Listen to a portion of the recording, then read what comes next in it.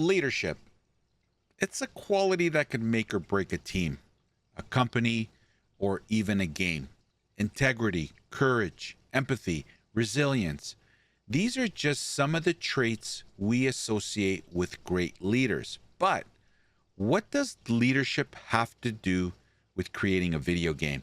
If you ask me, it has everything to do with it. And Grinding Gear Games game director Jonathan Rogers is living proof of that. Recently, there was an interview with IGN, and in today's video, I want to share the insights that came out of that discussion between IGN and Jonathan Rogers. A lot of the discussion was around Path of Exile 2's development, the hurdles, the pitfalls, the successes.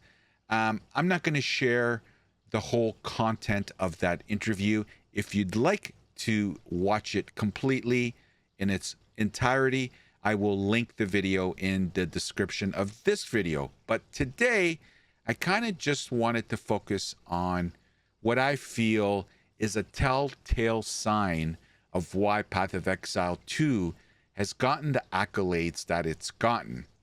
And I want to highlight some answers that Jonathan had that to me illustrate why Grinding Gear Games, and more specifically Jonathan Rogers, exemplify truly what a great leader represents and how that translates down to the game. So there's a couple of questions that I'm just going to show you, and I hope you understand where I'm coming from. So the first one that I really want to highlight is when Jonathan was asked how he kept players engaged for 10 years. What did they do? How did they manage to keep the player base in Path of Exile engaged for 10 years? Here's his response. What are you doing over there that's keeping people into Path for over 10 years and excited about Path 2? What do you focus on to keep that going? I really think that it's being unafraid of innovation.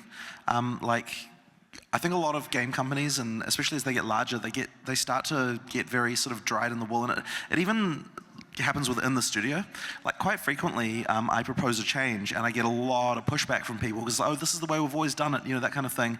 And just even from that, like, I don't think it's even necessary, like, you know, because people talk all the time about how, oh, you know, budgets get large and people get risk averse. I don't even think that's necessarily even the largest pressure.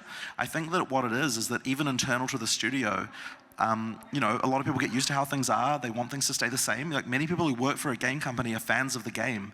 And so you get that same pressure of like, oh, you know, we can't change our flasks work. We can't change this. We can't change that. You know what I mean?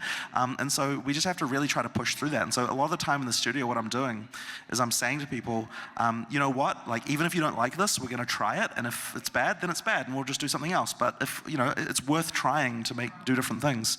And I think that served us well. And every time we've taken risks, it's paid off, right? And every time that we've been risk averse, I think it hasn't gone as well for us. Now, before I get into dissecting these couple of responses, I want to show you another one, and then I'm going to get into basically the genesis of this video and why I feel this topic is so important. So here's another moment that stood out to me, and that was when Jonathan was asked about the decision to delay POE 2 and why he chose to deal with it in the manner that he did. And his answer wasn't just about the delay, it was a lesson in transparency. Here is his response. How did you decide to handle the delay in that manner? Well, first of all, delaying a game is very, very difficult because there are so many people who want to tell you that it can't be done. And the reason they want to say that is because they're like, oh, you know, we're going to have to lose this deposit on this marketing thing, and we're going to have these server costs, and we're going to have this and that, right? So it ends up costing a lot of money. So it's a very difficult decision to make. And plus, there's also just disappointing the players, and everyone's afraid of that, and that's really hard. But at the same time, we just kind of got to the point where it was untenable not to delay because the risks were starting to get too high. But I think the really most important thing is just being honest with people, not appearing, you know, like, for lack of a better better word, like a corporate drone, right? Like you want to actually just be honest and tell people exactly, why did we come to this decision? What actually happened there? And I think that, like every time we've ever been honest with the players, I think that's been something that's been really good. So, that's where it comes from, really. Like we just told people exactly why it was. We didn't kind of mince words or kind of, like trying to be vague. Like, here is the exact thing that caused us to delay the game. We'll tell the players that, and they'll hopefully be understanding of that. Truly remarkable. Like, this kind of honesty just resonates so deeply with players. And to be honest with you, it's the main reason why when Grinding Gear Games has to drop bad news, the majority of the player base just take it, accept it, and appreciate the honesty and transparency. It's why they are so beloved. And you put that up against a world where so many developers hide behind PR talk and just lie to their player base. It's truly remarkable. Now, Jonathan's straightforward approach builds trust and reinforces Grinding Gear Games' reputation as a player-focused studio. That's obvious. Many of us feel that way. Everyone says, for the most part, that they listen to the player base and they're focused on making a great game for that player base. And it's no secret that the ARPG genre has had its fair share of struggles in recent years. Games with massive potential have failed to meet expectations, leaving many of us disappointed. But POE 2, there's something different here. I said this in a previous video. There's something in the air. This feels different. And Grinding Gear Games has already proven they can handle the complexity and the demands of the ARPG genre with Path of Exile. They've been doing it for over 10 years.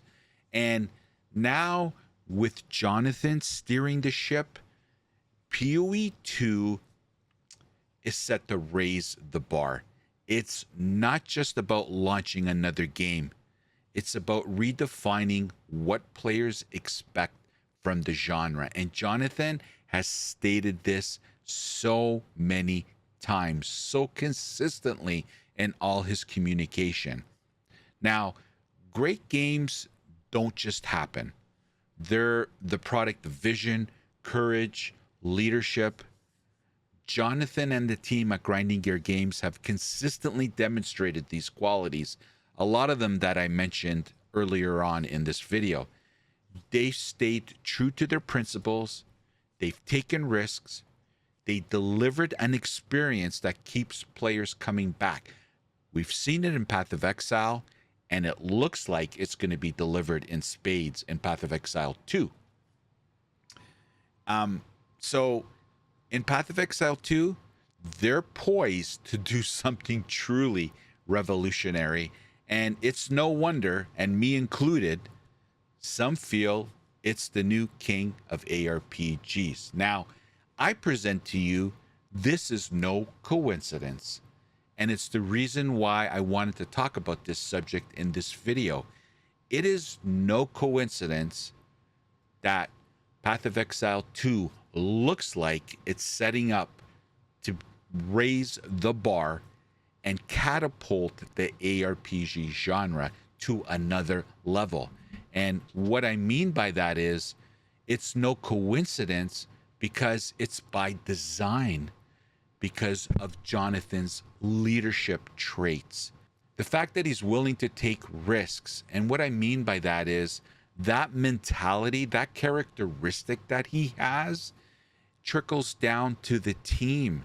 They're innovative because he's pushing them, asking them, and telling them, we can't keep things the same. Let's just try something different. And if it works, it works. If it doesn't, we'll fix it. Taking risk also means he's willing to have the courage to get in front of us and tell us that the early access launch has been delayed by 3 weeks. Not everyone can do that. some studios would buckle to that pressure and stay with the release date and launch a product that's not finished because they don't want to hear the backlash. But no, not Grinding Gear Games, not Jonathan. They took it on the chin. He got in front of us and recorded a video. The guy looked like he was about to cry. You could tell it hurt him to have to make that decision. But he had the courage to stand in front of us and tell us, my bad, we screwed up. We need more time to get it right. And it's that honesty, that transparency, and the courage to have the balls to get in front of us and say, my bad, we need to delay it. This are characteristics of a true leader. And I suggest it's the reason why those characteristics and traits of the Grinding Gear game team is why Path of Exile 2 is going to resonate with so many players and potentially will be the new king in town in the ARPG space. This is why I wanted to do this video. This is why I wanted to talk about a topic that many don't talk about, and that is leadership and the impact it has on game development. And I just wanted to present it to you guys, to see what you think. Does leadership matter in game development? And do you think POE 2 will live up to the hype? Let me know in the comments below. And don't forget, we're just 2 days away from POE 2's early access launch. I'll be streaming it live on Twitch. The channel name is SamyCaps. Come hang out and say hello. I guarantee you, we're going to say hello back. Come on over. We'd love to have you. If you enjoyed this video, please like, comment, and subscribe to support my content. It's completely free and will help me a ton. And as always, thanks for watching, everybody, and we hope to see you next time. Take care. The opinions expressed in this video are mine and solely mine. Healthy debate is always encouraged. Hate is never welcomed. So get over it.